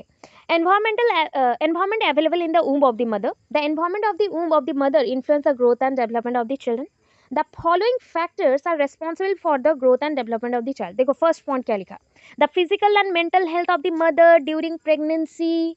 अगर प्रेगनेंसी के पीरियड में मदर का माइंड ठीक नहीं है या फिर उसका मतलब फिजिकल जो हेल्थ है वो अच्छा नहीं है, मदर को हम खाने नहीं दे रहे, मदर को जो प्रॉपर आयरन के टैबलेट्स या फिर विटामिन टैबलेट्स जो भी चाहिए वो प्रॉपर नहीं दिया जा रहा है, सो बच्चा कैसे होगा, वीक, बच्चे को ज़्यादा डिजीज़ हो सकता है, बच्चों में इम्यूनिटी पावर कम हो सकता है। ओके, दैन सिंगल चाइल्ड और मल्टीपल चिल्ड्रन, ये भी दो चीज़ है। मतलब देखो एक बच्चा जहाँ पे बर्थ लेने वाला था, ग्रो हो रहा था, वहाँ पे अगर उसी जगह पे 3 बच्चे आए, सोचो मसल्स तो उतने ही रहेंगे ना, बट साइज में क्या हो गए, डबल ट्रिपल हो गए, ट्रिपलेट्स आ गए, क्वाड्रिपलेट्स आ गए। ठीक है, तो सोचो अगर इतने हो गए तो मदर का फिजिकल हेल्थ भी खराब, प्लस बच्चों के अंदर भी बहुत ज़्यादा रिस्क बढ़ जाता कि कौन सा बच्चे का तबीयत ठीक रहेगा कौन सा नहीं, एंड उनका बर्थ में भी प्रॉब्लम हुआ। Next, quality and quantity of the nutrition. मैंने बोला अभी खाना देना से बच्चे को मतलब बच्चों को खाना जाना चाहिए, या फिर मदर को खाना दो तो बच्चों को मिल जाएगा, जो भी खाना है दे दो, ऐसा नहीं चलेगा। एक बैलेंस डाइट भी चाहिए, डाइट के साथ देना पड़ेगा। ठीक है, नॉर्मल एंड एबनॉर्मल डिलीवरी, ये भी बहुत ज़्यादा इंपॉर्टेंट फैक्टर है कि क्या हो रहा है, इश्यूज़। ठीक है, दोनों में ही प्रॉब्लम होता है, बच्चों को भी होता है प्लस मदर को भी होता है। एनी डैमेज और accident to the child in the womb, इससे इन्फेक्शंस हो जाता है।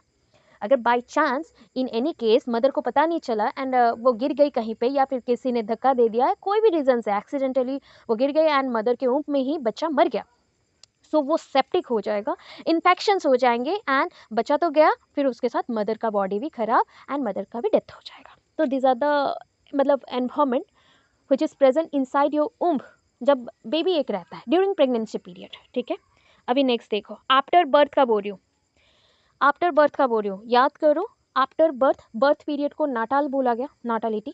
बर्थ के पहले प्री नाटाल, अभी प्री नाटाल वाला एनवायरमेंट पढ़ चुके हो, पोस्ट नाटाल वाला पढ़ोगे after birth. So after birth क्या आया ना, environment available after birth play an important role in the human life, human life में बहुत इंपॉर्टेंट रोल प्ले करता है। There are different types of environment such as physical environment, बहुत सारा है हमारे लाइफ में, अभी कितने एनवायरमेंट आएंगे, बहुत सारे आएंगे। फिजिकल एनवायरमेंट है, सोशल एनवायरमेंट है, साइकोलॉजिकल एनवायरमेंट भी है। साइकोलॉजिकल, क्या आप सोचते हो, what do you think, what do you think, any type of situation will come, any type of situation will come and you think about that, okay ये बहुत ही serious matter है, इसको ऐसा सोचना चाहिए, नहीं ये थोड़ा सा इजी है, इसको ऐसे सोचे, तो ये हो गया psychological issues. On the basis of different concept psychological जो प्रेशर होता है वो अलग अलग होता है। ठीक है, एज के अकॉर्डिंग ये psychological pressure day by day increase होता है पर्सन्स में। ठीक है, ह्यूमन लाइफ में। सोशल एनवायरनमेंट मतलब सोसाइटी जो इफेक्ट कर रहा है, एंड फिजिकल एनवायरनमेंट मतलब हो गया आपका एनवायरनमेंट, बाकी जो है बाकी जो चीज़ें रह गई। अभी देखो, physical environment consist of all food, clothing, shelter, geographic condition. Geographical condition मतलब आपका हो गया जैसे सीजन्स या फिर वेदर, ये आपका जियोग्राफिकल कंडीशंस में आ जाते हैं। जियोग्राफी मतलब भूगोल हो गया, तो आपके अर्थ में जितना भी एनवायरनमेंट है वो सारे आपके जियोग्राफिकल कंडीशंस में आएंगे। तो these are also important and that provides positive negative both type of impact on child, दोनों टाइप के इम्पैक्ट या इन्फ्लुएंस बच्चों में डालते हैं। ठीक है, नेक्स्ट आ जाओ, social environment. The social environment is consist of, ये कंसिस्ट नहीं होगा, कंसिस्टिंग लिख देना, कंसिस्टेड लिख दो, बट कंसिस्ट नहीं होगा। ठीक है, ईज लगाया है, भर्व है, तो इसको थोड़ा सा करेक्शन कर लेंगे आप लोग। ठीक है, consisting of social laws customs. अभी देखो मैंने बोला सोशल एनवायरनमेंट है, तो सोसाइटी में कैसे रहना है, सराउंडिंग कैसे आपको इफेक्ट करता है, या कौन सा रूल रेगुलेशंस को फॉलो करना है, ये भी ग्रोथ एंड डेवलपमेंट में इन्फ्लुएंस डालता है। अभी देखो साइकोलॉजिकल, मैंने आपको इश्यूज बोला है, जैसे ना आज आप बहुत हैप्पी हो बिकॉज आप जिसको पसंद करते हो या फिर जिसको लव करते हो वो आपको मिल गया, so this is your positivity, आज आप बहुत हैप्पी हो, ये भी साइकोलॉजिकल एक मतलब बोलो पीरियड है। ठीक है, साइकोलॉजिकल पीरियड, हैप्पी वाला मोमेंट है आज, ठीक है। अगर किसी दिन ब्रेकअप हो गया या झगड़ा हो गया तो वो पीरियड नेगेटिव में आएगा, ठीक है। So love, affection, feelings towards each other always effect डालता है किस पे, साइकोलॉजिकल फैक्टर्स पे। सो ये सारे जो आपको मैंने फैक्टर्स बताए, internal and external, both are influenced your growth and development, ठीक है। दोनों ही इन्फ्लुएंस करते हैं ह्यूमंस को, एंड इससे क्या होता है कि आपके बॉडी में चेंजेस आना स्टार्ट करते हैं, ठीक है। अभी देखो एक डायग्राम बनाया है, influence of heredity and environment.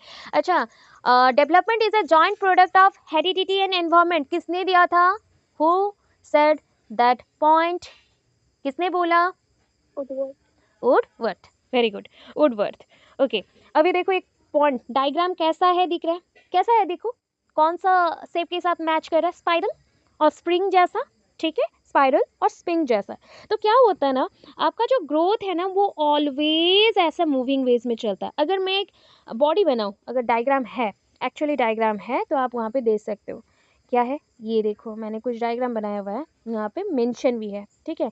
अगर आपका बॉडी है तो बॉडी के सराउंडिंग में, बॉडी के सीधे सीधे आपका इंफॉर्मेशन पास नहीं होगा या फिर डेवलपमेंट या ग्रोथ नहीं होता, वो एक सर्कुलर वे में स्प्रिंग जैसा बॉडी के ईच पोर्शन को टच करते हुए चलेगा, ऐसे याद रखना, ठीक है। तो उसको स्पाइरल बोला गया। अभी देखो दोनों ही चीज आपको इफेक्ट डाल रहे हैं, दोनों ही चीज, that means heredity also and environment also. So heredity, environment, both combinedly affect your growth and development, so that it's a joint product, और it is a joint product। तो अभी क्या है, first makes advance in this way. देखो अभी अगर आपको आगे बढ़ना ही है तो डेवलपमेंट कैसा चल रहा है, देखो ऐसा, मतलब just move move move move move move move again. तो ये आपका मूवमेंट है, ठीक है, ऐसा मूव कर रहा है। सो ये आपका कैसा है बताओ, क्लॉकवाइज और anti clockwise, direction is clockwise और एंटी क्लॉकवाइज, देखते हैं, ऑपोजिट है, आज क्लॉकवाइज नहीं है, एंटी क्लॉकवाइज, राइट। तो बॉडी में कैसे चलेगा, एंटी क्लॉकवाइज। अगर मैं डायग्राम बताती एस्पेक्ट्स का तो वहाँ पे क्लॉकवाइज है।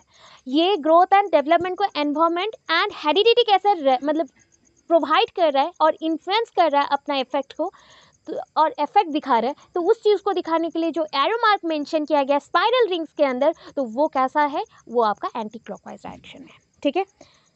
ये आपका हो गया पॉइंट। देखो development is spiral, always development is spiral. अभी जो पढ़े ना हेरिडिटी क्या है, तो हेरिडिटी के लिए मेंशन किया गया है ये point, heredity provides the basis for the development of human personality.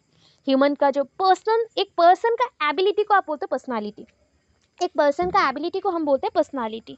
तो ये कैरेक्टर्स कहाँ से आते हैं, नहीं, ये this characters are derived from your parents. So parents से ये आता है। And heredity is what a person is born with. Heredity एक ऐसा चीज़ है जो कि कैरेक्टर्स आप बियर करते हो आपके बर्थ से ही, वो हेरिडिटी है, ठीक है। So all the qualities that a child has inherited from parents is called heredity. जो भी गुण एक बच्चे के अंदर आते हैं और वो बर्थ के समय से, जन्म काल से ही उसके पास रहते हैं, वो कहाँ से आते हैं, अपने माता पिता से। इसको हम आनुवंशिक और हेरिडिटी बोलते हैं, ठीक है। At the time of conception, मैंने आपको 2 डायग्राम बना के दिखाया था, ये एक था आपका ओवा, एक था आपका स्पर्म। सो इसमें क्रोमोसोम्स होते हैं, आपके बॉडी में ईच सेल में क्रोमोसोम्स हैं। एंड ह्यूमन के क्रोमोसोम्स कितने हैं ना, 23 पेयर्स। 23 पेयर्स मतलब नंबरिंग में काउंट करोगे तो 46 क्रोमोसोम। जनरल साइंस का क्वेश्चन है, ठीक है। जब जाइगोट बनता है ना तो यहाँ पे कितने रहते पता है, पहले देख लो, ओवा में हाफ रहेंगे, स्पर्म में हाफ रहेंगे, तब जाके ना डबल बनेगा, 46 आएंगे। तो सोच लो यहाँ पे 23 क्रोमोसोम्स, यहाँ पे 23। मैं पेयर्स नहीं बोल रही हूँ, 23 बोला 23 बोला। इन दोनों को आप क्या करोगे, ऐड, तो मेरा जाइगोट बना, फर्टिलाइज्ड एग बना, जिसके बाद डिवीजन होके बेबी बनेगा। तो उसमें आ जाएंगे 23 + 23 46 क्रोमोसोम। तब जाके ह्यूमंस या फिर कोई भी लिविंग ऑर्गेनिज्म जैसे कि एनिमल्स, बर्ड्स, ये सब आएंगे। एंड सबके लिए अलग अलग क्रोमोसोम नंबर्स हैं। अभी इसके लिए ह्यूमंस के लिए मैंने बोला ग्रोथ एंड डेवलपमेंट ह्यूमंस का चल रहा है, सो दैट 46 क्रोमोसोम्स इसमें, ठीक है, वो मेंशन हुआ। एनवायरनमेंट क्या है ना, environment includes all the aspects of our surroundings except one's gene. मतलब जीन प्रेजेंट नहीं है, जीन्स को छोड़ के, जीन क्या होता है, हेरिडिटी वाला होता है, उसको छोड़ के जो भी एस्पेक्ट्स आपके सराउंडिंग में प्रेजेंट है उसको हम क्या बोलते हैं, environment. This factor influence the development of an individuals के डेवलपमेंट को अफेक्ट करता है। सिग्निफिकेंस पढ़ लेना। एक को हमने बोला था हेरिडिटी को नेचर बोलते हैं, एनवायरमेंट को नर्चर बोलते हैं, बिकॉज ये पोषण भी देता है, आपको ग्रोथ करने में हेल्प करता है, तो इसको नर्चर बोला गया। जैसे हमें अपने माता पिता नर्चर करते हैं, पोषण देते हैं, बनाते हैं, बोल सकते हो जैसे एक मिट्टी का काम करने वाला वो कैसे बिल्ड करता है, पोटरी जो बनाते हैं, तो वो कैसे काम करते हैं, सेम चीज़ है, माता पिता बच्चों को बनाते हैं। तो उसके लिए जो जो चीज़ें चाहिए, जो गुण चाहिए, उसको हमने बोल दिया क्या, न हेरिडिटी का गुण उनमें आया। बट नर्चर, बाहर से उसको देखभाल करना, बाहर से खाना देना, सब कुछ देना का काम किसका है, एनवायरमेंट का। तो ये दोनों ही इंपॉर्टेंट रोल प्ले कर रहे हैं। अभी देखो ये भी मेंशन कर दिया था Woodworth both are equally, according to Woodworth both are equally essential in the growth and development of the child. तो एक उसका सीक्वेंस उन्होंने दिया या इक्वेशन दिया, दिस इज योर इक्वेशन, कि development equals to heredity into environment, heredity into environment, ये important है, वुडवर्थ ने ये कंसेप्ट दिया हुआ है। एंड जब भी मैं बोलूँ इट्स ए जॉइंट प्रोडक्ट मतलब मल्टीप्लिकेशन होता है, product means multiplication, development equals to heredity into environment, ठीक है, वुडवर्थ ने ये कंसेप्ट दिया है। अभी देखो एजुकेशनल इम्प्लीकेशंस है कि एजुकेशनल वैल्यूज़ क्या है। आज तो मैंने टीचर्स के रिलेटेड आपको बहुत सारी चीज़ बोल दी, एंड ये बोलने का मतलब होता है कि आप लोगों को ऑलरेडी पता है, बस मैं आपको थोड़ा सा हिंट दे रही हूँ, ठीक है। The knowledge of the both the factors will help the teacher in the finding out individual difference. ये जो नॉलेज हमने लिया ना आज, ये सब कुछ बहुत ईजी पेपर लगेगा आपको, जब आप पूरा पढ़ लोगे बहुत ईजी लगेगा। एंड हमने इसका नॉलेज क्यों लिया, नहीं, एक इंसान के लिए थोड़ा बहुत इन्वेस्टिगेशन अच्छा होता है। किस चीज़ के इन्वेस्टिगेशन, ना बच्चे का ग्रोथ कैसा है, बच्चे का डेवलपमेंट कैसा है, क्या चीज़ उसको अफेक्ट कर सकता है, कितने चेंजेस आ सकते हैं एंड कितने परसेंटेज में आ सकते हैं, एंड पर्सन टू पर्सन अगर हम अलग है तो किस बेसिस पे हम अलग है, this is called individual difference. तो ये जितने भी चीज़ें हैं इनके बारे में अगर इंफॉर्मेशंस ले रहे हो तो ये इम्पॉर्टेंट है टीचर्स के लिए, टीचर्स के लिए बहुत इंपॉर्टेंट है, ठीक है। हम बच्चों के डिफरेंट सब्जेक्ट्स के ऊपर जो उनका नॉलेज है या फिर इंटरेस्ट है दोनों ही जान पाएंगे। Next, hence teacher must provide a congenial atmosphere, ऐसा एटमोसफियर जो कि पॉजिटिविटी से भरा हो, पॉजिटिविटी से भरा हो, दैट एनवायरनमेंट इज कॉल्ड कॉन्जेनियल, जो ना एक दूसरे सब्जेक्ट से जुड़ा हुआ हो, connected with the many subjects and always just like हम बोलते हैं ना, कोई चीज़ को आगे बढ़ाने के लिए मोटिवेशन चाहिए, तो ऐसा एनवायरनमेंट ऑलवेज जो आपको मोटिवेट करे, चलो भाई आगे चलो, ये पढ़ने से हो जाएगा, तुम पढ़ लोगे, तुम कर लोगे। सो ये ऐसा एनवायरनमेंट चाहिए, एंड टीचर्स ही एक है जो ऐसा एनवायरनमेंट को बिल्ड कर सकता है by his powerful voice, by his sweet gesture के साथ facial expressions and writing style and जो भी वेयरिंग स्टाइल्स हैं, सबके साथ मिलजुल के एक पैकेज होता है टीचर, जो ये सारे चीज़ों को और अगर जान लेता है तो बच्चे को अच्छे से जान पाएगा एंड उसको नरिश कर पाएगा, पढ़ा पाएगा, ठीक है। तो the children should be taught to adapt to the environment. हम क्या करेंगे ना, बच्चों को इक्वली ट्रीट करेंगे एंड बच्चों को बताएंगे कि ये एनवायरनमेंट को आप एक्सेप्ट कर लो, तब जाके आपका डेवलपमेंट हो पाएगा, ठीक है। तो इसके बाद ना आपका AIIMS of growth and development है, आज कंप्लीट कर लो, ये अभी कंप्लीट हो जाएगा, ख़त्म। ये ऑलरेडी सब कुछ पढ़ चुके हो, मैं डायग्रामेटिक दी हूँ बिकॉज आपको थोड़ा सा हेल्प होगा। अभी देखो एम्स, एजुकेशनल इम्प्लीकेशंस अगर लिख रहे हो तो maximum to maximum 4 to 5 points लिखना एजुकेशनल इम्प्लीकेशंस में, एंड कंक्लूजन मस्ट चाहिए, कंक्लूजन मस्ट रहना चाहिए। कंक्लूजन इज योर ओपिनियन कि which one is most powerful factor और which growth is important और which development is important and बच्चों में इंडिविजुअल डिफरेंस का रोल क्या है, ये सारे को मिला के आप कंक्लूजन लिख सकते हो। तो कंक्लूजन लिखना, and conclusion is equally important for the 5 to 6 long question from the first unit and not important for short question, ठीक है, शॉर्ट क्वेश्चन के लिए नहीं चाहिए। अभी देखो AIIMS and growth, AIIMS of growth and development, अगर किसी को प्रॉब्लम हो रहा है तो हिंदी वाला भी मैंने दिया हुआ है, तो उसको भी प्लीज़ चेक कर लेना, ठीक है। अभी देखो क्या है, development of an individual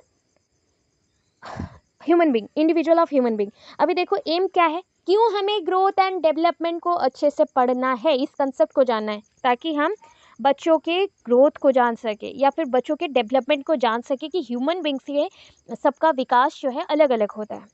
to check all round development of the child, बच्चों के संपूर्ण विकास, संपूर्ण विकास, उसमें जो वृद्धि होता है, विकास होता है, सबको देखना, उसके लिए इंपॉर्टेंट है। Next, development of right personality, बच्चों का positive personality and right personality का डेवलप करना, ठीक है। व्यक्तित्व का विकास, जो एक पर्सन का अपना कुछ गुण होते हैं ना, उस गुण को लेकर वो आगे बढ़ता है ना, उस पॉजिटिव पर्सनालिटी का डेवलपमेंट करना है, ठीक है।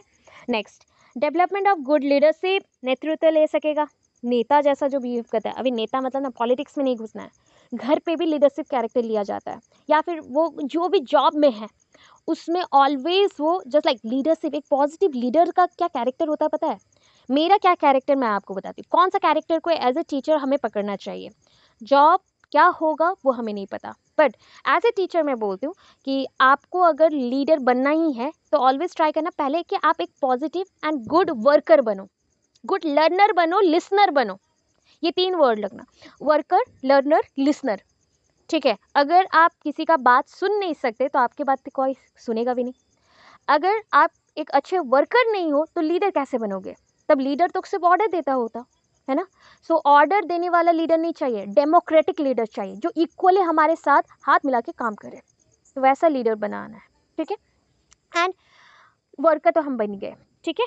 तो ऐसे पर्सनालिटीज़ का हमें डेवलपमेंट करना है बच्चों में। प्लस कैरेक्टर बिल्डिंग, बच्चों का पॉजिटिव कैरेक्टर बिल्डिंग करेंगे हम। चरित्र गठन करना, ठीक है। और लास्ट वाला देखो, डेवलपमेंट ऑफ गुड सिटीजनशिप। सो ऐसे नागरिक बनाओ जो हमारे साथ साथ, मतलब हमारे घर का उन्नति करने के साथ साथ हमारे पूरा आस पड़ोस का, सोसाइटी का, वर्ल्ड का नाम रोशन करे। ऐसे नागरिक बनाने, ऐसे बच्चे बनाने। आपके ही बच्चे होंगे जो जाके कभी OS, IS, IPS ऑफिसर्स बनेंगे, कभी जाके बहुत बड़े बड़े पोजीशंस में रहेंगे, वर्ल्ड रिकॉर्ड्स करेंगे। तो ऐसा बच्चा कोई गवर्नमेंट स्कूल, प्राइवेट स्कूल ऐसा मैटर नहीं करता, कोई भी स्कूल से हो सकता है, कहीं से भी बिलोंग कर सकता है। बस आपको पर्सनालिटी का सीड उनमें क्या करना है, जर्मिनेट करवाना है, ठीक है, गुड पर्सनालिटीज़ का। अभी देखो जिनको प्रिंसिपल समझ आ गया था उनके लिए फिर से डायग्रामेटिक दे रही हूँ जो इंपॉर्टेंट है ओटेट एंड टेट एग्जाम्स के लिए। देखो, प्रिंसिपल ऑफ कंटिन्यूटी मतलब सेल से लेके कंप्लीट ह्यूमन बीइंग तक का जो सफ़र है उसको हम कंटिन्यू बोलेंगे, ठीक है, कंटिन्यूटी। अभी फिर क्या बोला था, role of growth of development. जो आपका रोल है growth of development is not uniform, सबके लिए समान नहीं होता, पैटर्न सेम है, बट जो रोल है या फिर रेट ऑफ डेवलपमेंट, जो स्पीड है, ये सब में अलग अलग होता है। तो पहला होता है कि 1 से 3, मतलब ये इन्फेंसी पीरियड में देखो कोई भी एक ग्रोथ का, जैसे कि फिजिकल ग्रोथ का, ये फास्टर है। 4 से 6 साल में ये स्लोअर हो गया, 7 to 16 ईयर्स में अगेन फास्टर हो गया, देन 17 to अबव में ये अगेन स्लोअर हो गया। तो ये आपका रेट बोलो, रेट ऑफ ग्रोथ, या फिर ग्रोथ का जो रोल बता रहा है कि वो स्पीड हो सकता है या फिर स्लोअर हो सकता है, ये डिपेंड करता है, बट पैटर्न सेम है। पहले इन्फेंसी, फिर चाइल्डहुड, फिर एडोलेसेंस, एडल्टहुड, ओल्ड एज, ये फिक्स है, ये पैटर्न सेम रहेगा। यूनिफॉर्म ऑफ पैटर्न देखो फिर से लिखा, प्री नाटाल, ठीक है, गर्भावस्था, इन्फेंसी, नवजात और शैशवावस्था, अर्ली चाइल्डहुड, पूर्व बाल्यावस्था, लेटर चाइल्डहुड, उत्तर बाल्यावस्था, एडोलेसेंस, किशोरावस्था, एडल्टहुड, प्रौढ़ावस्था। तो इसी सीक्वेंस में सारे बच्चे को जाना है, वो चाहे हैंडीकैप्ड हो, वो चाहे नॉर्मल हो, एबनॉर्मल हो, कोई भी हो, तो इसी वे से ही बच्चा बड़ा होता है, ठीक है। ये एक पैटर्न है, इसके बाद एक होगा, सीक्वेंस में आएगा। देखो next, principle of developmental direction. Direction मतलब दिशा, ठीक है, विकास की दिशा का सिद्धांत, ठीक है। ये 2 टाइप में होता है, एक होता है सेफालोकोडल। देखो सेफालोकोडल का डायग्राम बताया था, क्या है, एक इंसान है जैसे हम लोग हैं, आपका ग्रोथ कहाँ से कहाँ जाता है पता है, ब्रेन से जाएगा आपके पैरों तक, ठीक है। ब्रेन टू फिट बोल लो, या फिर सेफालो मीन्स होता है ब्रेन या फिर हेड, एंड कोडल मीन्स हमारा तो पूंछ नहीं है, टो है। सो हमारा हेड टू टो जो है, हेड टू टो को हम बोलते हैं सेफालोकोडल, ठीक है, हेड टू टो को हम बोलते हैं सेफालोकोडल, ठीक है। फिर नेक्स्ट देखो, प्रॉक्सिमोडिस्टल बोला गया, प्रॉक्सिमोडिस्टल, अच्छा याद रखने के लिए बोल रही हूँ, प्रॉक्सिमोडिस्टल है क्या, ओके सो सॉरी, प्रॉक्सिमोडिस्टल है क्या ना, आपके नेक के पास जो पोर्शन है, नेक के पास जो पोर्शन है आपके बॉडी में, नेक के पास जो पोर्शन है उसको बोलते हैं आप प्रॉक्सिमल, ठीक है, क्लोज है ना प्रॉक्सिमल। जो डिस्टेंस में है लेग पार्ट, मतलब आपका पैरों के पोर्शन को हमने बोल दिया वो आपके नेक से बहुत ही ज़्यादा दूर है, सो दैट इज कॉल्ड डिस्टाल, ठीक है। जो डिस्टेंस में है उसको हम डिस्टाल बोलेंगे, जो हेड के पास है उसको हम प्रॉक्सिमल बोलेंगे। तो उस अकॉर्डिंग क्या आया देखो, प्रॉक्सिमोडिस्टल, पहले वर्ड को समझो, उसके बाद क्या आया, अगर मैं एक ह्यूमन बना रही हूँ, जस्ट लाइक अभी मेरा ह्यूमन ऐसा ही है, ठीक है, सोच लो। तो अगर इंसान का ग्रोथ हो रहा है, this is your central axis, ये केंद्र बिंदु है, एंड अगर ग्रोथ चल रहा है बॉडी के, तो ऐसा हम कर रहे थे क्या, ठीक है, पहले आएगा सेंटर में, सेंटर से जाएगा साइड के तरफ, सेंटर से जाएगा साइड के तरफ, ठीक है, इसको बोलते हैं सेंटर टू पेरीफेरी। आप जहां खड़े हो सोचो उसका डेवलपमेंट पहले होगा, फिर आपके बॉडी का सराउंडिंग जो वॉल है, जो आपका स्किन है, बॉडी का पार्ट्स है, उसका डेवलपमेंट होगा। पहले आपका सर का डेवलपमेंट होगा, फिर आपके हाथ पैर के डेवलपमेंट होंगे। तो ये हो गया सेंटर टू पेरीफेरी और प्रॉक्सिमो डिस्टल, प्रॉक्सिमो डिस्टल, ठीक है। समीपस्थ दूरस्थ बोला जाता है, समीपस्थ दूरस्थ मतलब निकट से दूर, निकट से दूर, centre to periphery, centre to periphery, periphery मतलब हो गया बाउंड्री, ठीक है। ये हो गया आपका स्ट्रक्चरल। लास्ट आज का है इंटीग्रिटी। देखो प्रिंसिपल ऑफ इंटीग्रिटी, अच्छा इंटीग्रिटी का मतलब हो गया many functions performed by one person. सोच लो अभी सारी चीज़ों को जोड़ना है, many functions performed by one person और many functions are connected with a one function, तो इसको इंटीग्रिटी, जैसे बोलते हैं ना BEd is integrated with the MEd, मतलब एक चीज़ दूसरे चीज़ से जुड़ा हुआ है, ठीक है, चाहे वो छोटा से बड़ा जुड़ा हो या बड़ा से छोटा जुड़ा हो चलेगा। सो कनेक्शन हो गया, सारे डेवलपमेंट एक दूसरे से इंटीग्रेटेड है, जुड़े हुए हैं, ठीक है। सो ये आपका कंप्लीट हुआ ऑलमोस्ट। फिर इसके बाद सारे सेपरेट क्वेश्चंस आएंगे। यहाँ पे हमने 3 to 4 लॉन्ग क्वेश्चंस को कंप्लीट कर दिया है। जिनको पता नहीं चल रहा कि क्या क्वेश्चंस कंप्लीट किया है, तो सबसे फर्स्ट पेज में चले जाओ एंड यहाँ पे जो जो मेंशन है उसको देखो पहले, ठीक है। फर्स्ट जैसा growth development meaning definition concept difference एक हो गया, स्टेजेस ऑफ ग्रोथ डेवलपमेंट दूसरा, एस्पेक्ट्स ऑफ ग्रोथ डेवलपमेंट तीसरा, प्रिंसिपल्स ऐड नहीं किया गया, प्रिंसिपल्स को भी ऐड करोगे, प्रिंसिपल्स ऑफ ग्रोथ डेवलपमेंट हो गया। Fourth one factors affecting different stages of development, ये हो गया, ठीक है। तो ये यहाँ पे 3 क्वेश्चंस कंप्लीट हुए, 3 क्वेश्चंस कंप्लीट हो गए। उसके बाद हम कल स्टार्ट करेंगे और भी 2-3 क्वेश्चंस, ठीक है। कुछ समझ आया क्या?